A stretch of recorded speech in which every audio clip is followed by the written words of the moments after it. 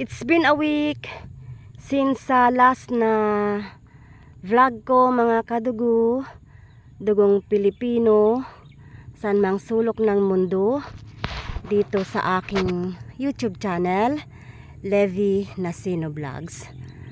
Welcome to another vlog mga kadugo.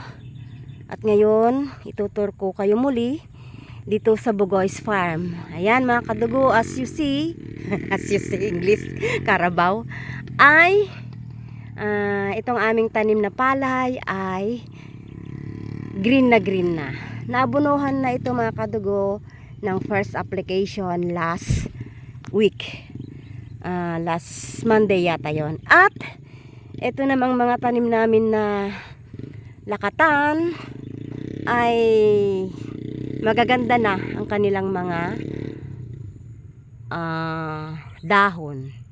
And ito naman tanim namin na mga tawag dito, kamuting baging ay buhay na mga kadugo. So ang sarap na sa mata itong munti naming taniman, ang Bugoy's Farm.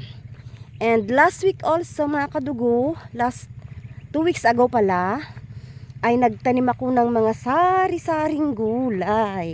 Ayan, meron akong tanim na talong na bilog, isang tudling, 10 pieces yata ito mga kadugo.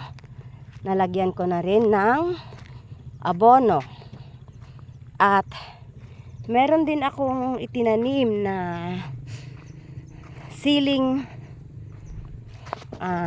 Django. Ito yung first batch, 10. Meron na ring abono mga kadugo. Ayan. At ito yung second batch mga kadugo. Katatanim ko lang last Saturday. Ayan, dalawang tudling. Yan. At saka yan. Yan mga kadugo. Ang sarap-sarap sa pakiramdam. Buhay na sila. Hindi sila nalanta mga kadugo. Kasi hapon na nang itanim ko. Alas 4 ng hapon. At meron din akong mga tanim na kamatis mga kadugo. Ito yung iba pero merong dito isang tudling din mga kadugo. Ayan o, buhay na rin sila. Diba? Uy, thank you Lord. Ayan o, diba mga kadugo. Ang mahal kasi ng mga gulay mga kadugo.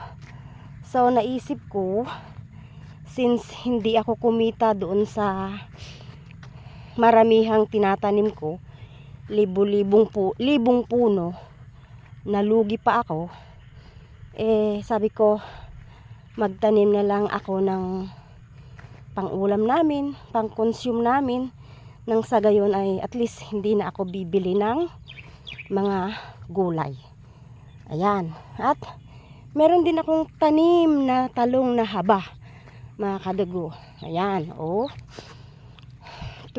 na puno. Kasabay ito ng kamatis na aking itinanim last Saturday. Binili ko ito mga kadugo sa bayan, doon sa nagtitinda ng seedlings. 250 isang puno. Ayan. So hopefully magiging maganda ang kalalabasan mga kadugo ng ating mga tanim na konting sari-saring gulay.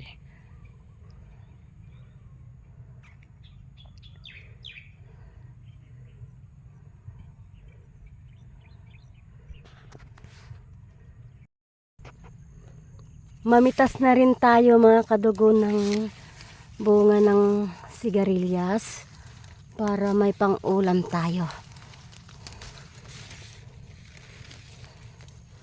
Yan mga kadugo. Ay, doon pala sa loob.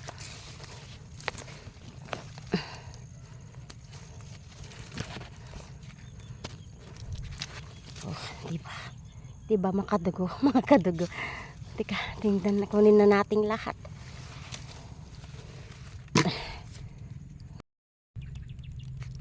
Pitasin din natin mga kadugo itong mga bulaklak ng kalabasa. Isasahog natin doon sa sigarilyas. And then, sabay natin na lagyan ng asawa yung mga babaeng bulaklak para magtuloy yung bunga.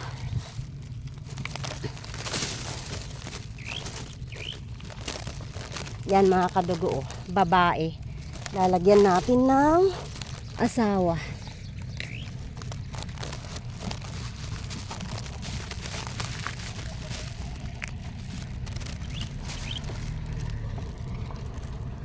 Ayan. Lagyan natin para tutuloy. Kagaya ng mga yan. Oh. Yung mga yan mga kadugo, nilagyan ko ng mga nagdaang araw. Basta magpipitas ako mga kadugo ng bulaklak. Ilalagyan ko na asawa yung mga babae. Ito yung napitas nating bulaklak ng kalabasa na lalaki mga kadugo. Bali 10 na bulaklak ng kalabasa na babae ang nalagyan naman natin ng asawa. At ito naman yung napitas nating sigarilyas. Thank you Lord. Meron na tayong pangtanghalian mga kadugo. Nakasave tayo ng 100 sa mahal ng mga gulay ngayon. Kung 4 to 5 kayo sa family, nasa 100 ang budget sa gulay na uulamin. So, uwi na tayo ba? Nasabi ko na ba? Nagkabaw na ako mga kadugo. So, yun lang for today's video. Salamat sa mga nagsusubscribe dito sa aking channel. Sa mga nanonood. God bless you po. Ingat po tayo palagi. At lagi nating tatandaan. Itanim natin sa mga puso't isipan.